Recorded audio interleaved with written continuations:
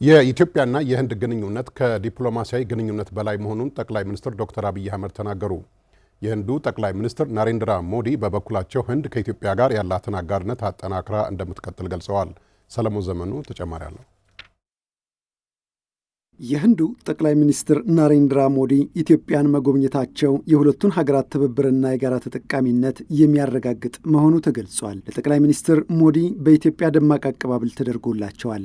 የኢፌዴሪ ጠቅላይ ሚኒስትር ዶክተር አብይ አህመድ በአዲስ ኢንተርናሽናል ኮንቬንሽን ማዕከል ለሞዲ በተደረገላቸው የክብር ግብዣ ላይ ባደረጉት ንግግር የህንድ ጠንካራ የመንግስት አስተዳደር ለእኛ የሚያስተምረን ትምህርት አለ ብለዋል። በጋራ ስንሰራ ስንተባበር እንደምንጠነክር ያሳያል ያሉት ጠቅላይ ሚኒስትር ዶክተር አብይ ለቀጣዩ ትውልድ የምትሆን ሀገር ለመገንባት የሚያስችል ጥበብ ባለቤቶች ነን ሲሉም ገልጸዋል። Your visit, Mr. Prime Minister, is beyond a diplomatic occasion. ጉብኝቶ ከዲፕሎማሲያዊ ግንኙነት በላይ ነው። ሁለቱ ሀገራት በተጠኑ እቅዶችና በታላላቅ ሀሳቦች ላይ ተመስርተው ትራንስፎርሜሽንን የሚያመጡበት ግንኙነትም ጭምር ነው። ታሪካችን ረጅም ነው። ግንኙነታችን ጥልቅ ነው።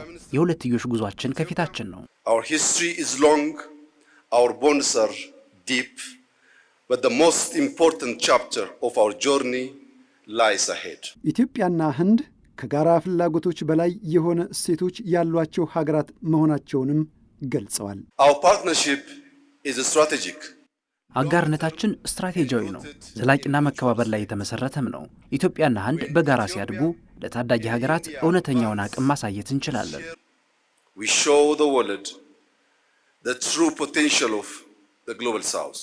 የህንዱ ጠቅላይ ሚኒስትር ናሬንድራ ሞዲ በበኩላቸው በጉብኝታቸው መደሰታቸውን ገልጸው ህንድ ከኢትዮጵያ ጋር ጥብቅ የሆነ ትስስር እንዳላት አስረድተዋል። ህንድ ከኢትዮጵያ ጋር በንግድ፣ በኢንቨስትመንት፣ በቴክኖሎጂ፣ በአብሮነት እንደምትሰራም አስረድተዋል። አጀፑሬ ቪሽወ ኪ ነዘር የዓለም ትኩረት ወደ ታዳጊ ሀገራት በሆነበት ጊዜ ዘመን የተሻገረው የኢትዮጵያ ክብር፣ ነፃነትና ሀገር ወዳድነት ለእኛ ትልቅ ትምህርት ነው።